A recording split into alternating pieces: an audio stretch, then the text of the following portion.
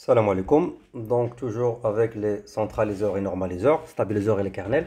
Alors jusqu'à maintenant, on a vu la définition des centraliseurs, le centre du groupe aussi, et la définition des normaliseurs, et on a montré que ces deux, ils forment en fait de ce groupe, enfin du groupe G. D'accord? Donc maintenant, on va passer aux stabiliseurs et aux kernels. Alors avant de parler des stabiliseurs et des kernels, on doit d'abord parler de la notion d'une action de groupe. D'accord?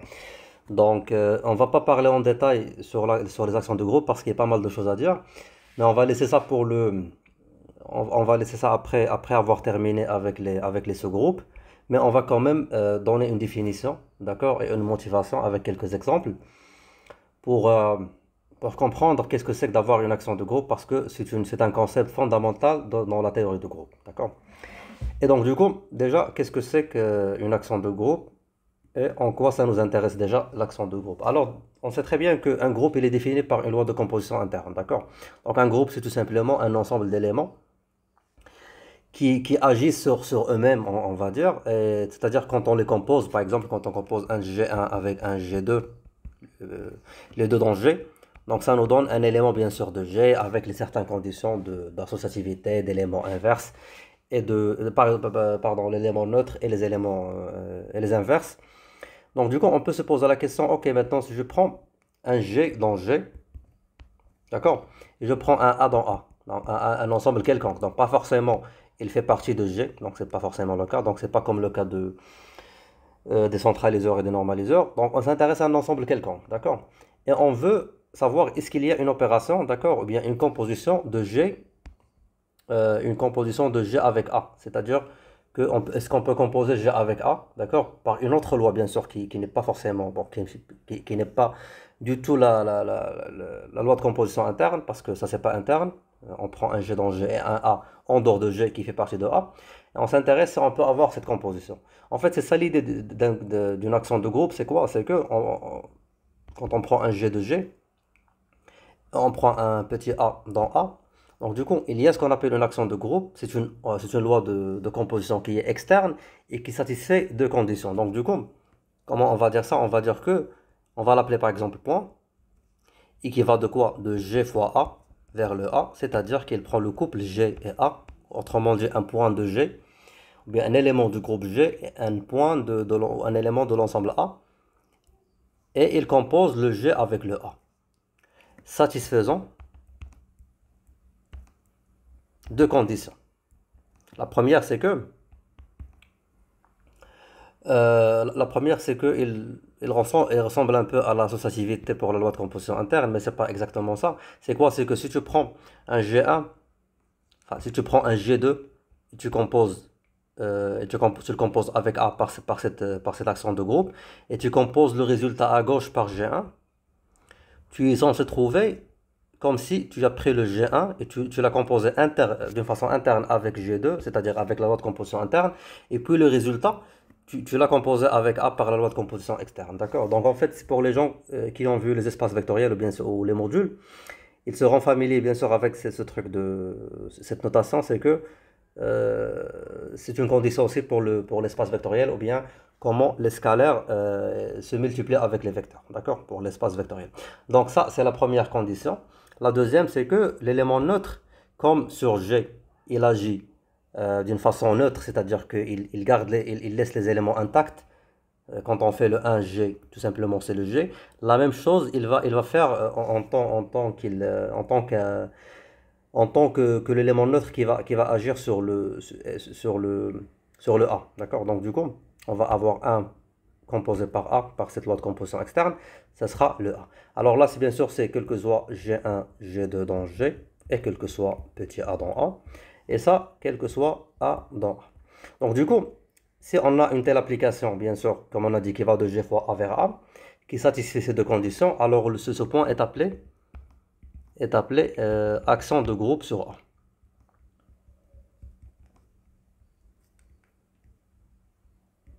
Donc généralement, quand on a une action de groupe sur A, on évite de dire à chaque fois on a une action de groupe sur A, on dit que le groupe G, il agit, il opère sur A. D'accord? Donc du coup, on va dire que ça c'est sur A. Là, autrement dit, on dit que le groupe, bien tout simplement, G opère sur A, sur l'ensemble A. D'accord? Donc, c'est ce qu'on appelle une action de groupe. Donc, il faut juste se rappeler que bien sûr, c'est une loi de composition qui est externe et qui satisfait ces deux conditions qui sont bien sûr faciles à s'en rappeler. Et donc, du coup, qu'est-ce qu'il y a d'autre? Alors, la première remarque, alors avant de faire quelques exemples, bien sûr, la première remarque qu'on va dire, c'est que on peut voir que cette action de groupe, bien sûr, comme on a dit, il prend le couple GA et il les compose.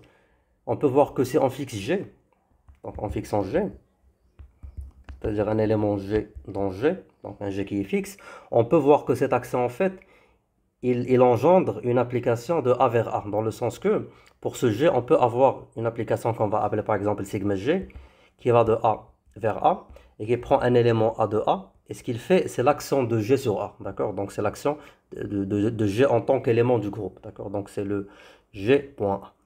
Et donc du coup, comme on peut voir, c'est que pour chaque G, on a un sigma G. Donc il y a une certaine correspondance entre ces éléments G et ces applications, bien sûr, qui sont tout simplement leurs actions. On peut les voir comme des actions individuelles, d'accord? Donc c'est comme si on voit l'action de chaque élément de G. Donc chaque G, elle engendre une action, on va dire, qui est individuelle. Et donc du coup, puisque pour chaque G, on a un sigma G, on peut penser qu'il y a une certaine correspondance, pas forcément une correspondance, mais il y a un certain mapping, une application, qu'on va l'appeler par exemple psi, qui va de G vers quoi? Vers le groupe symétrique de A, d'accord? Et qui prend le G et il l'associe bien sûr le sigma G. Donc on associe le sigma G à G, c'est-à-dire l'application sigma G à l'élément G. Alors pourquoi déjà on a dit que ce sera une application qui va dans SA? Donc rappelons que le SA bien sûr c'est quoi? C'est le groupe symétrique de A.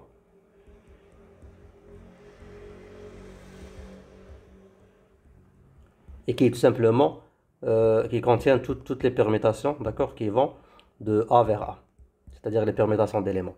Alors du coup, déjà, on a vite dit que Psi, il va prendre des G et il va les associer à des applications ou bien à des éléments ou à des permutations du groupe symétrique. Alors, mais on ne sait pas que le sigma G est pas forcément une permutation. Oui, certes, c'est une application qui va de A vers A, mais ça ne veut pas dire qu'il est une permutation. Parce que rappelons, pour qu'elle soit une permutation, la première des choses, c'est qu'il doit être bijectif, c'est-à-dire il doit admettre un inverse. Et donc, du coup, ce sera quoi l'inverse? Donc, du coup, ce qu'on va montrer, c'est que d'abord, on va montrer que ça, effectivement, c'est une permutation. Donc, cette notation d'avoir le psi de G vers A, elle va être justifiée. Et en deuxième temps, on va montrer que ce psi, en fait, qui va de G vers A, alors notons que G, bien sûr, est un groupe, et le SA est un groupe. Donc, le groupe symétrique, bien sûr, ça s'appelle le groupe symétrique, c'est-à-dire le groupe avec comme loi de composition interne, qui est tout simplement la composition des permutations, ou bien la composition des fonctions. Donc, du coup, on va montrer que puisque le G et le SA sont des groupes, on peut penser à dire que peut-être le psi, il va être un homomorphisme de groupe. D'accord? Et donc, du coup, les deux sont vrais. Donc, le sigma G est une permutation.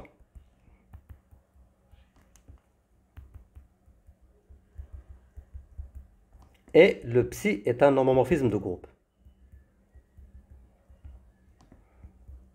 Et bien sûr, on va montrer les deux points. Donc du coup, on commence par... on montre que pour quel que soit G dans G, le sigma G est une permutation. Donc très bien. Donc du coup, on doit montrer qu'elle est bijective. Donc il y a deux façons de montrer qu'elle soit bijective, soit qu'elle soit injective et surjective. On va pas faire ça, ou bien on va fabriquer son inverse. Et si on arrive à fabriquer son inverse, bien sûr, ça sera bien sûr une fonction qui est une permutation, ou bien une fonction qui est inversible.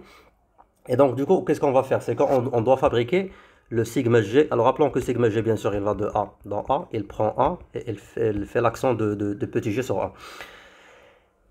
Donc le sigma G-1, on cherche bien sûr l'existence de cette application, bien de cette permutation, bien sûr qui va de A vers A, et qui va faire bien sûr l'inverse de ce que fait le sigma G. Alors du coup, on peut conjecturer que peut-être que le sigma G-1, ce sera tout simplement le sigma qui correspond à l'élément G-1, c'est-à-dire l'action de G-1, comme sigma, c'est l'action de G sur le A, on peut voir que l'inverse de cet accent, ce sera tout simplement l'accent de l'inverse de G. D'accord? Donc on peut se poser cette question. Et bien sûr, on va démontrer que c'est effectivement le cas. Donc ça, c'est un candidat bien sûr d'inverse. Si on montre qu'il est effectivement l'inverse, donc c'est par unicité de l'inverse, ça sera sûrement l'inverse qu'on cherche. Et donc du coup, pour montrer bien sûr que le sigma g-1, c'est l'inverse de sigma g, on doit montrer que sigma g rend sigma g, il doit être quoi? Il doit être l'application identité, c'est-à-dire l'élément neutre du groupe symétrique, donc la permutation qui fait rien, qui laisse les éléments intacts. Et on doit montrer bien sûr même l'inverse, que le sigma g rend sigma g-1, ça doit être également le 1 de SA, ou bien tout simplement on peut le voir que comme l'application identité sur A. D'accord? Donc du coup, on doit montrer ces deux-là. On va dire ça entre parenthèses pour les démontrer. Alors, je vais démontrer la première, la deuxième, c'est exactement la même chose. Donc, vous pouvez faire ça par vous-même. Et donc, du coup, comment on va montrer? Alors, rappelons que bien sûr, ça, ce sont deux applications. C'est-à-dire, pour qu'ils soient égales, ils doivent coïncider sur tous les points de A. D'accord? Donc, je dois montrer que si je prends n'importe quel point A de A, je dois montrer que le sigma g-1, par exemple, rend sigma g de A, de petit a, ça doit être A. D'accord? Et donc, du coup, c'est quoi ça? Le sigma g-1 rend sigma g de A, c'est le sigma g-1 du sigma g de A. Alors, le sigma g de A, c'est quoi? C'est l'action de G sur A. Donc, ça sera G.A. Et le sigma g-1, ça sera quoi? Ça sera l'action de G-1 sur l'élément G.A. Alors, rappelons que le G.A, bien sûr, c'est un élément de A. D'accord? Donc, du coup, parce que c'est ça l'accent. Donc, il fait on va dire des permutations sur les éléments de A. Donc, il prend deux points, le G et le A, et leur image va être dans A. Donc, du coup, le G.A, c'est un élément de A. Donc, ça a un sens, bien sûr, d'avoir G-1 qui agit ou bien qui opère sur le G.A. Et donc, du coup, puisque le point, c'est une action de groupe en fait, donc du coup, il satisfait bien sûr la première condition. Et ça, c'est quoi? C'est le G-1 G point A. Et tout simplement, ça, c'est le 1 point A. Et on sait d'abord, on sait d'après la deuxième condition de l'action de groupe, ça, c'est le A. Alors, juste une remarque, c'est que pour ne pas faire confusion, au moins au début, c'est que pour l'accent qui est externe, ou bien la loi de composition qui est externe, qui est l'accent de groupe, on va garder le point. Et pour l'opération interne, ou bien la loi de composition interne entre les éléments du groupe, on va tout simplement faire une sorte de produit. Comme ça, on va pas avoir, on va pas confondre en fait les deux opérations. D'accord? Et donc, du coup, on a montré quoi? On a montré que le sigma g-1 rend sigma g de A, c'est exactement A. Ça, c'est pour tous les éléments de A. Ceci implique bien sûr que le sigma G-1, faire attention, le G-1, c'est le moins 1, c'est sur G, rend sigma G, c'est l'application identité sur A. Et ceci, bien sûr, implique que le sigma G-1, c'est effectivement l'inverse. Donc, du coup, pas forcément, c'est l'inverse parce qu'on doit montrer la deuxième. Et comme j'ai dit, la deuxième, c'est la même façon. D'accord? On va faire tout simplement le G-1 qui va faire tout simplement, qui va être égal à 1 aussi. Et donc, du coup, on va dire que l'inverse de sigma g, c'est tout simplement le sigma g moins 1. C'est-à-dire l'inverse de l'action, ou bien la permutation engendrée par g, c'est tout simplement la permutation engendrée par g moins 1. D'accord? Et donc voilà. Donc ça, on va dire qu'on a montré que ça, c'est une permutation. Alors, puisque ça, c'est une permutation, on est justifié de dire que le psi, c'est une application qui va de G vers SA. D'accord? Parce qu'on sait très bien maintenant que le sigma G est fait partie de SA, ou bien le groupe symétrique, parce qu'on vient de montrer que c'est une permutation sur A. Maintenant, il nous reste de montrer que le psi est un homomorphisme de groupe.